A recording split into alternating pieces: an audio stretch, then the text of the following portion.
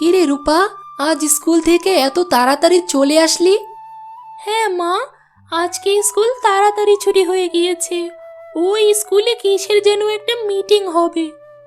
ও আচ্ছা, তাহলে তো ভালোই হলো। এখন তাহলে তুই ঘরে গিয়ে ব্যাগটা রেখে আমাকে একটু সাহায্য কর তো মা। ঠিক আছে মা। আয়েশা, কিছুদিন যাবৎ একটু শীত শীত লাগছে না রে? হ্যাঁ, শীত তো করবেই। ডিসেম্বর মাসের শেষ চলে এসেছে, এখন শীত না পড়লে আর কবে পড়বে? আয়েশা, আমি তাহলে ফাতেমার বাসা থেকে একটু ঘুরে আসি রে। ও মা, সকাল সকালই তো ওদের বাসা থেকে ঘুরে আসলেন, এখন আবার যাবেন? আসলে বয়স হয়েছে তো, তাই যা করতে ভালো লাগছে তাই করছি। কতদিনই আর বাঁচবো? এটা কি কোনো কথা হলো নাকি?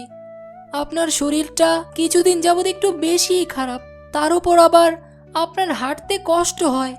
আল্লাহ না করুক এই শীতে আপনি কোথাও পড়ে গেলে। আরে আমার মা, আমার কিছুই হবে না রে, তুই এত চিন্তা করিস না। আচ্ছা, সাবধানে যেও।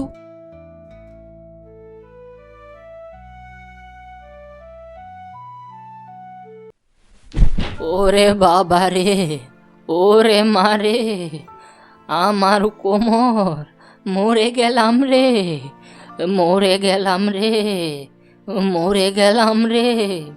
দেখেছো দেখেছো কি হলো? কতবার আমি তোমাকে বলি এই বয়সে এত হাঁটাহাঁটি করো না, এখন দেখলে তো কি হলো। এখন চলো ঘরে।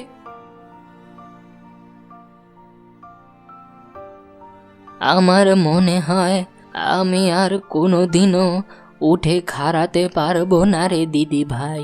ও বাবা রে, মরে গেলাম রে। এমন করে বলো না দাদি, তুমি ঠিক হয়ে যাবে। তুই তাহলে মা দাদির সাথে গল্প কর, আমি হাতের কাজগুলোকে সেরে আসি। ঠিক আছে মা, তুমি যাও, আমি দাদির সাথে আছি।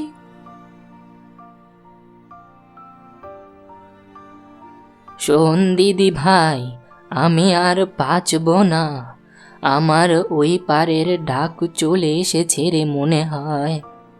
এসব কথা বলো না তো দাদি, নিজেকে একটু শক্ত করো, কিছু হবে না তোমার। ওরে পাগলি, এটা কি হয় নাকি? আমার যে ওপারে যেতেই হবে। শোন, তোকে একটা কথা বলি। বলো দাদি, কি বলবে? আমি মরে গেলে তুই ওই ছোট্ট বাক্সটাকে খুলবি। ওইটা আমি শুধু তোর জন্যই রেখে দিয়েছি। ওসব পরে দেখা যাবে, তুমি এখন এসব কথা বলা বন্ধ করো তো।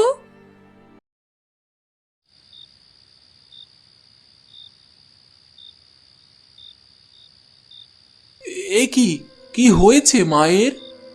আজ হঠাৎ পড়ে গিয়ে আর উঠতে পারছে না। সকাল থেকে শুধু বলছে আমি আর বাঁচবো না। তোমার কিছু হবে না মা, তুমি কোনো চিন্তা করো না, আমরা তো সবাই আছি তোমার পাশে। আমি এখনই গিয়ে ডাক্তার নিয়ে আসছি।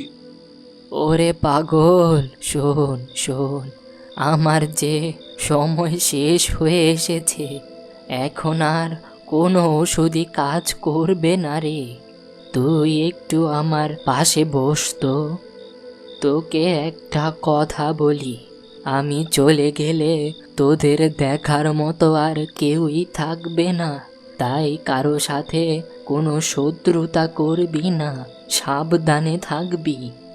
ঠিক আছে মা, তুমি যেভাবে বলবে সেভাবেই হবে, আমি সেভাবেই চলবো। কিন্তু তুমি আমাদের ছেড়ে চলে যেও না। তুমি আমাদের ছেড়ে চলে গেলে যে আমরা অসহায় হয়ে পড়বো দাদি। রূপার বাবা, মা তো একদমই নড়াচড়া করছে না। তুমি একটু মায়ের নাকের কাছে তোমার হাতটা নিয়ে দেখো তো। না মা, তুমি আমাকে ছেড়ে চলে গেলে মা। না মা, তুমি আমাকে ছেড়ে চলে গেলে মা। আমাকে একবারও বললে না। আমি আমি আমি একদম একা হয়ে গেলাম।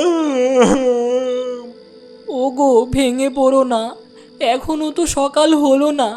মাকে তো কবর দেওয়ার ব্যবস্থা করতে হবে। ও মা কথা বলো, আমাকে একবার হারুন বলে ডাক দাও না মা। ওগো শক্ত হও, একটু শক্ত হও।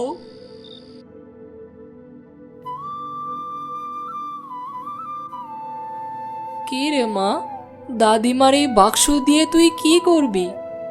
দাদি আমাকে বলেছিল এই বক্সে আমার জন্য কিছু রেখেছে, তাই তো আমি নিয়ে আসলাম। দেখি বাক্সটা, দে তো দেখি মা। এ কি, এখানে তো অনেক স্বর্ণ গহনা, এগুলো কোথা থেকে এলো? এগুলো সব আমার মায়ের গহনা। বাবা মারা যাওয়ার পর থেকে মা কখনো গয়না পরতো না। আজ বাড়িটা অনেক ফাঁকা ফাঁকা লাগছে, মায়ের অভাবটা বুঝতে পারছি। সংসারের মুরব্বীরা হলো বট গাছের মতো, সারাক্ষণ ছায়া দেয়, কিন্তু কেউ সেটা বুঝতে পারে না। যখন মাথার উপর থেকে সেই ছায়াটা সরে যায়, তখন সবাই বুঝতে পারে।